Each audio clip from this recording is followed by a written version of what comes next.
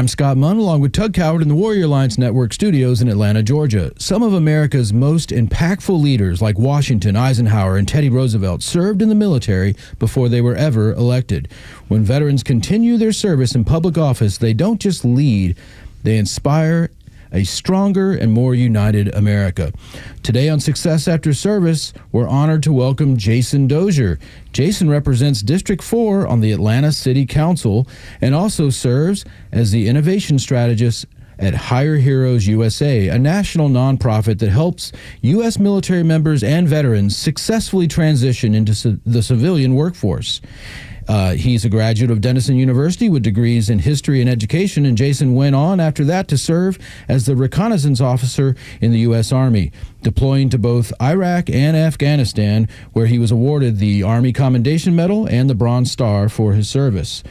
He also holds a Master of Public Administration from the University of Georgia and a Master of Science in Real Estate from Georgia State. Jason Dozier, thank you for your service to our country and your continuing service.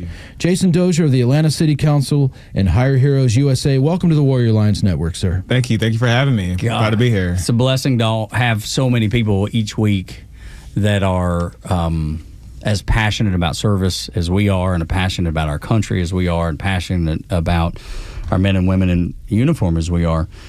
This show is called Success After Service, and that's exactly what you've done. You've led a life of service. Where's it come from? Where's the desire come from? Yeah, honestly, it was something that was instilled in me by my family. I grew up in a family of educators.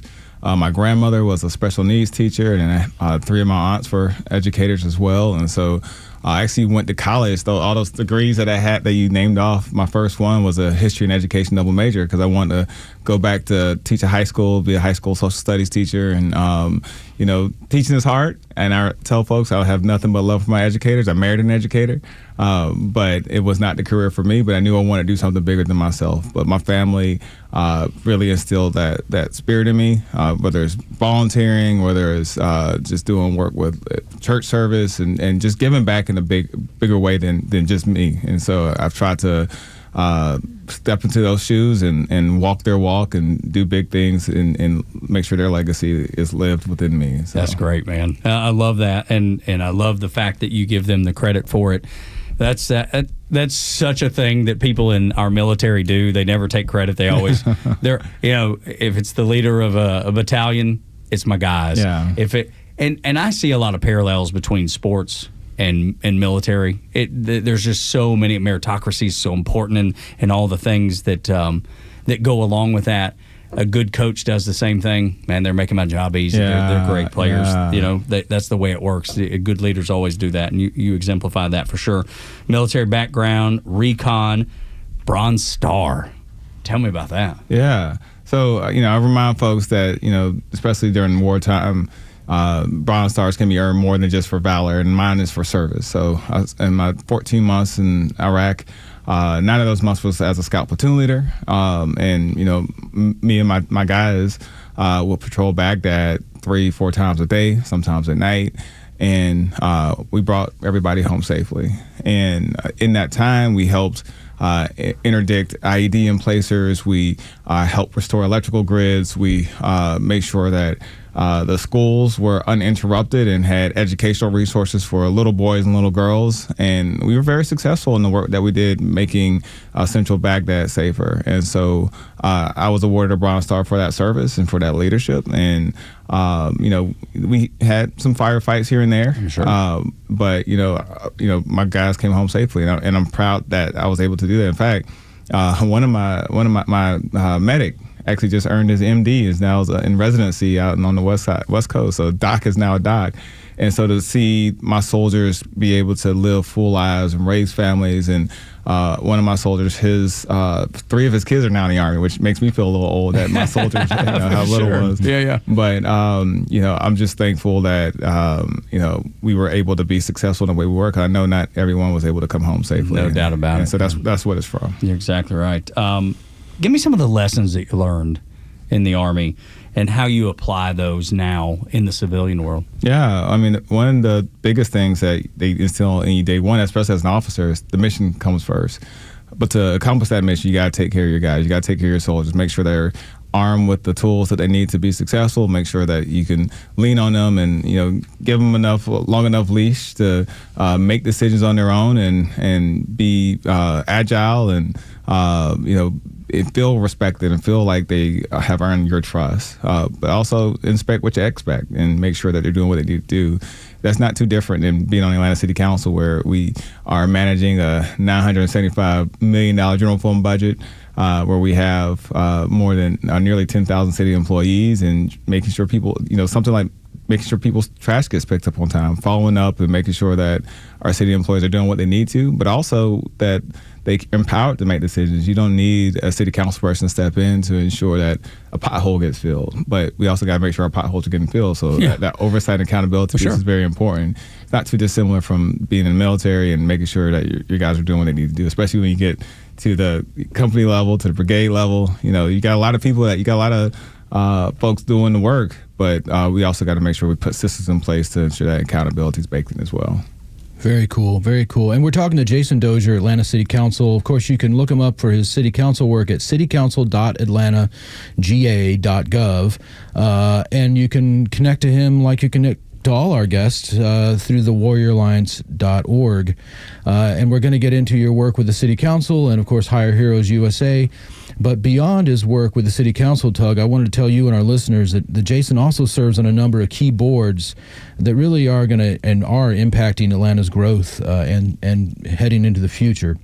Including Invest Atlanta. This is a big list, Tug. So this guy does a lot. Goodness, how do you do all this? I know. Time to do it all. We'll let him get the list, but goodness. It's Invest Atlanta, Atlanta BeltLine, Inc., the National Center for Civil and Human Rights, the Atlanta Downtown Improvement District, the West End Community Improvement District, the Atlanta Urban Development Corporation, and the Partners for Home Continuum of Care Governing Council. I mean, that's a ton of impactful work right there. We're going to get into all of it. Let's talk about it. Yeah, man. The role that you're doing all there, and then your role in the City Council, man, help people understand what that is. What are the responsibilities? Yeah. A lot of people don't even know what the City Council does. That's right. So I am one of 15 individuals that serves on the Atlanta City Council. And I tell people City Council is kind of like your Congress, where we control the purse strings. We allocate resources to ensure that the trash collectors, the police officers, the firefighters have what they need to do their jobs. But we are the accountability and oversight vehicle to ensure that work is getting done. But we're the city's legislature. We're the legislative body for the city of Atlanta. And even though we have 15 city council members, there's 12 city council districts. So 3 of my colleagues are elected citywide at large, and I represent one of those 12 districts. I represent District 4. District 4 is essentially central Atlanta. So think about where the Hawks play, State Farm Arena, the Georgia Aquarium, the National Center for Civil and Human Rights. If y'all are ever downtown for DragonCon, Peachtree Center's in District 4, Fox Theater. But then I go all the way towards the West End community. So I have some historic neighborhoods, the Atlanta University Center, Morehouse College, Spelman College, Clark Atlanta University, and then the BeltLine, which is been a huge investment for the city for a long time. And so because I'm in the heart of really where a lot of the action is in the city, I serve on the Atlanta Downtown Improvement District Board because my district boundaries overlap with their boundaries. Same thing with the West End Community Improvement District.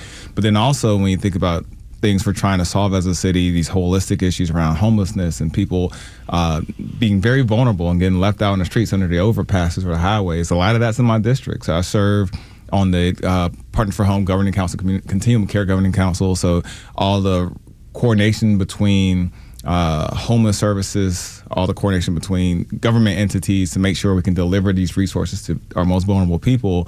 I serve on that board for that reason. I will say the Invest Atlanta piece and the Atlanta BeltLine Incorporated piece, I served on that for my first 2 years on council. Mm-hmm.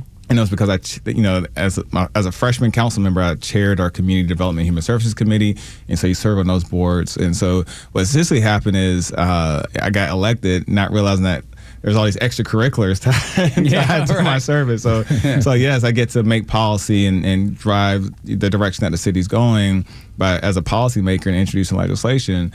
But I get to really put my thumb on the scale and have really intimate conversations about how we spend tax dollars in these spaces. That how are we investing in small businesses? How are we investing in capital projects? And being in a room as a decision maker on those boards has allowed me to do that beyond just my role on the city council. I know you represent the people in your district, but being a veteran, I know in your heart, you're probably also thinking of yourself as a champion for veterans. So how does that come into all this? Do you have initiatives, or do you, on all these boards, are you always speaking up for the veterans? What are you trying to do? And then what's getting done? Yeah, absolutely.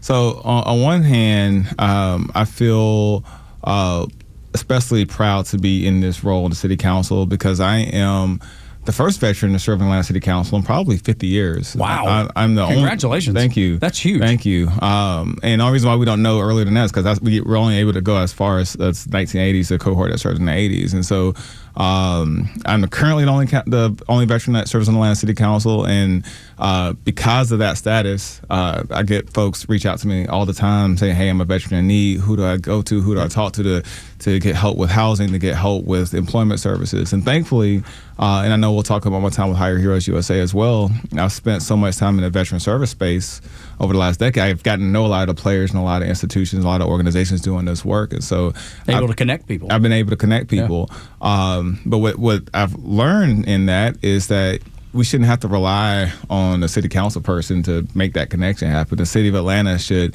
really lean into this work in a much more intimate and intentional way.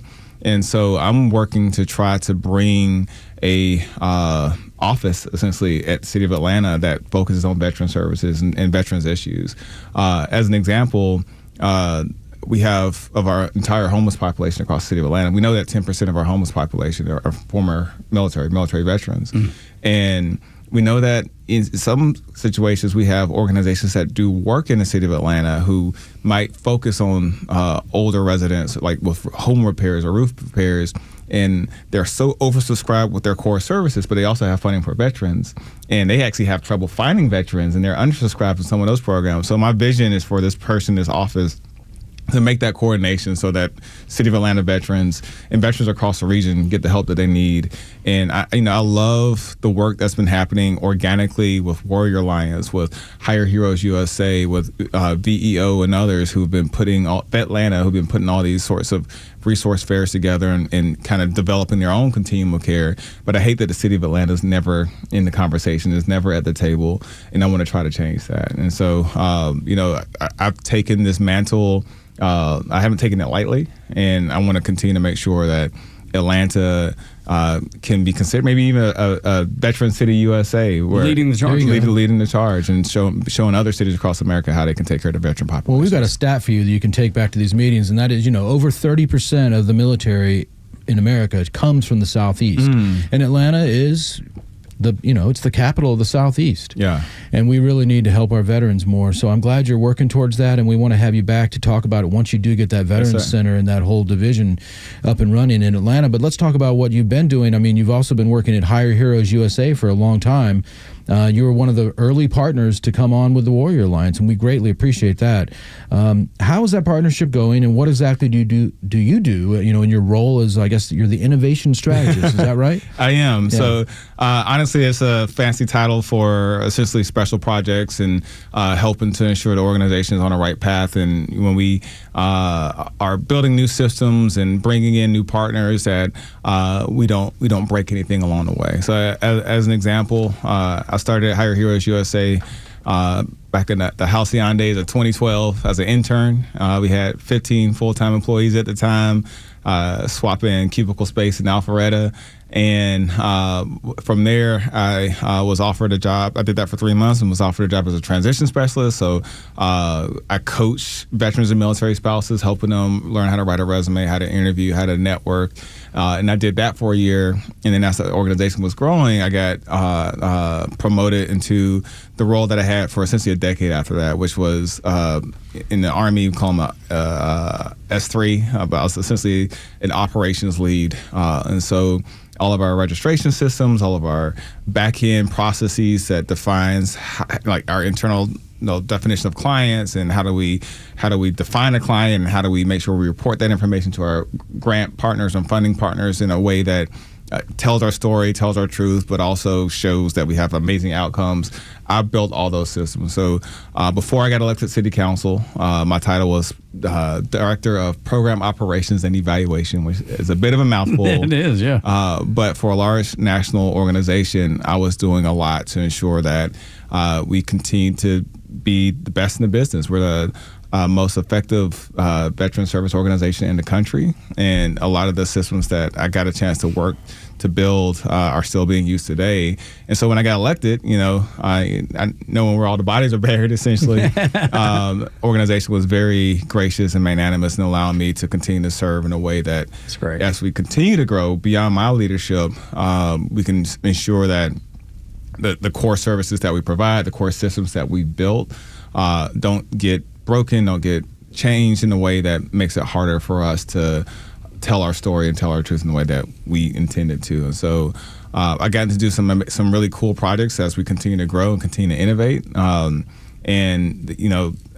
Almost in a way that the company is getting to, maybe I'm not going to put it as articulately as I would like to, but I just think I've gotten to put my thumbprint on the amazing work that I've been able to do for so long. Man. Well, obviously it's working. I mean, we were downstairs. Sorry, Tug.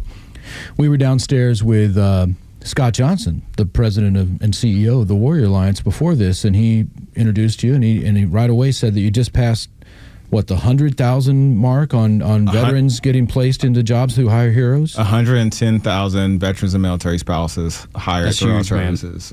And we've been around for 20 years, so that's been a huge impact. And a huge impact not just in the veteran space, but for the cities and localities and states that we're helping veterans get placed in. I mean, that's nearly $1 billion in economic impact just through that service. How has your partnership with the Warrior Alliance to help you guys do that? Yeah, so Warrior Alliance is the premier Atlanta-based organization serving our military veterans and military spouses.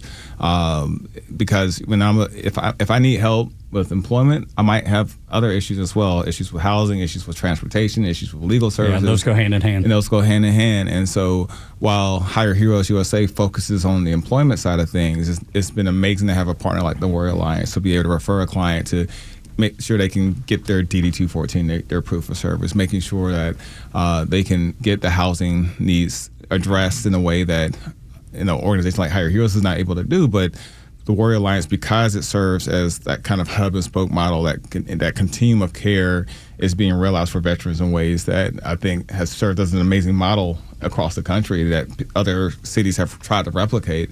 And it's been awesome to see the Warrior Alliance grow beyond just Metro Atlanta and serve the whole state of Georgia. And it's cool that Hire Heroes has played a big part in that. But Warrior Alliance has been doing amazing job on its own as well. Two great organizations working on behalf of our men and women who've committed themselves to serving our nation. So let's say one of those men and women get out of the military, and whether they get help from Hire Heroes or they get their own job or start or whatever it is, but they've established themselves outside of the military.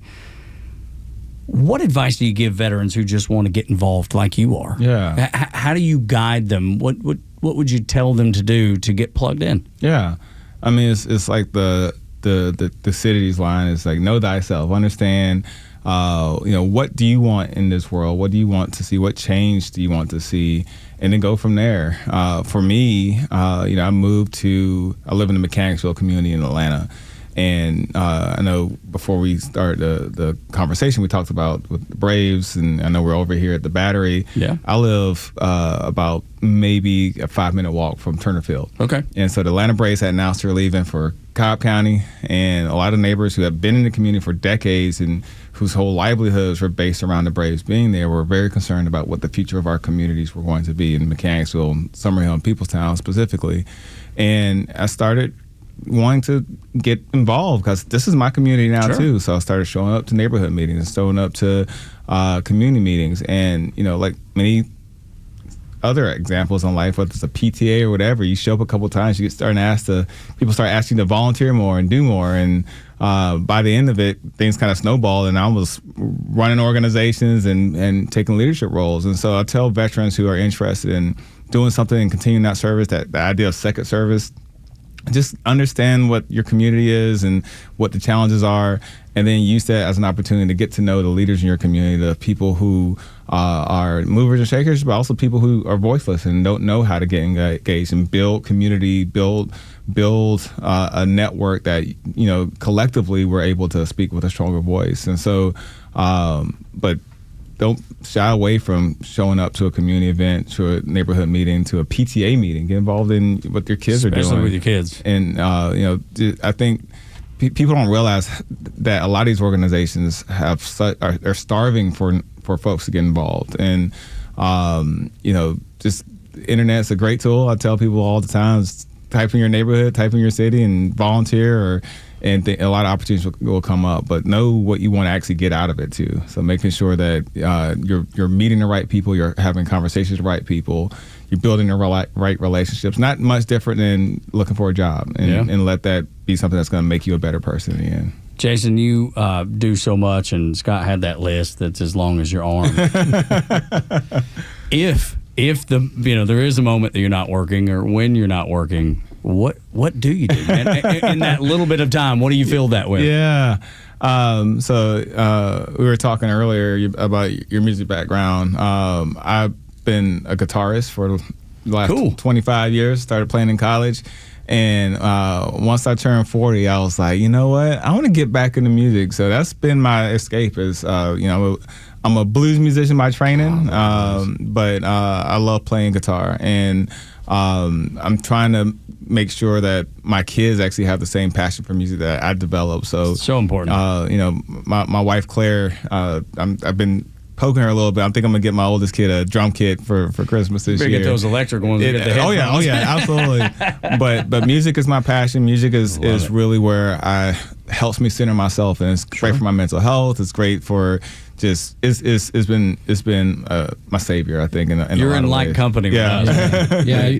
He's been a country DJ for how long now? 25 years almost, and I've been in music management for 30 years. So we love it. And what's your favorite blues artists? Are you a Robert Johnson guy or a B.B. King guy? Well, closer to B.B. King. Chicago style blues is. I mean, I'm an electric guitarist, so I like Robert Johnson's his foundation. Yeah. I just watched a documentary about him. Robert Johnson. Just incredible. Just his whole story is pretty remarkable. Absolutely. But I think Buddy Guy is my favorite blues musician. Nice choice. So Yeah, very good. Well, any more contemporary artists that you listen to are like? Ooh, that's in the blues, that is Buddy Guy. I mean, he's still going. Yes, that's right. He's still going. You know, my 5-year-old is big in it. Chapel Roan, so I guess now I'm big into Chapel Roan. Yeah, there you go. But yeah, no, I listen to everything, and you know, me too. I just want my kids to have the same passion for music, regardless of the genre, the same way I did growing up. I've got one more question for you. That was great advice earlier about how to get involved in the community, but since you are with Hire Heroes for so long, what's one piece of advice you would give to a veteran listening right now who wants to either level up or needs a job? Any advice for people that are out there on the job market right now? Yeah, absolutely.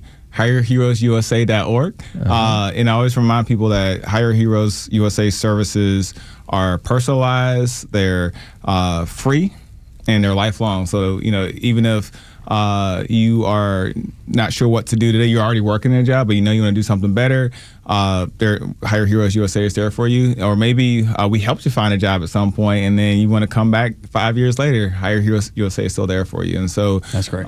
Leaning on any resource is great, but especially when they're free, you can't knock that. So, but always anything employment related, I'm always going to encourage people to leverage Hire Heroes USA for a job search. Do you partner with companies and you have job listings just sitting there ready? Yes. So a little bit of column A, column B. A lot of work we do is on the client's behalf. So making sure they're prepared to navigate their job search, resume interview, salary negotiation. But we do work with companies that want to hire veterans. We have a job board that has thousands of veterans ready to look for work across the country, and we partner with those companies to make sure that they have access to our veteran clients. So that's one aspect of it. And the other piece too is a lot of companies that do hire veterans want to retain those veterans, want to retain that talent. And we help those companies stand up both veteran hiring initiatives as well as veteran resource groups. So getting veterans together, whether you work for Wells Fargo, whether you work for UPS or Coca-Cola, knowing that you have that brotherhood or sisterhood baked into corporation like that, I think helps people want to stay with that company. And the retention rate of our clients once they get a job is significantly higher than what you see out there generally. I think 50% of people who get jobs stay at that job a year later.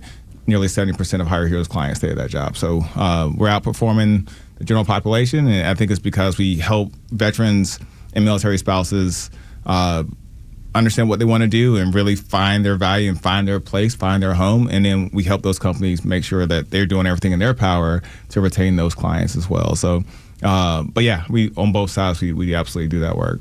Jason, we can't thank you enough for taking the time because clearly you don't have a lot of free time. the fact that you're willing to come up here and talk to Warrior Alliance listeners, and we appreciate your service, what you do in the city of Atlanta, what you do with Hire Heroes, and just for the Atlanta veteran community, and what you do for your family, man, leading your family, because that's where it all begins, right there. A good solid structure at home for those youngins and your sweet wife too. So thank you, man, for being here. We appreciate it. Thank you for having me.